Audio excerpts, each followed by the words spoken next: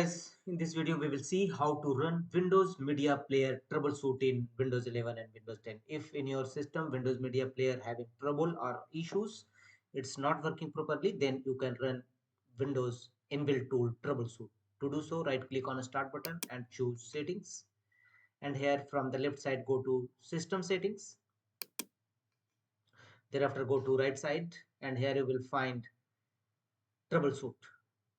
Click on troubleshoot. Here choose other troubleshooters and scroll scroll down and you will find Windows Media Player troubleshoot. Click on run button against this option and follow on screen instruction to complete the Windows inbuilt tool Windows Media Player troubleshoot in your system. And searching for self-help articles and choose, would you like us to run this troubleshoot on your device? Choose yes.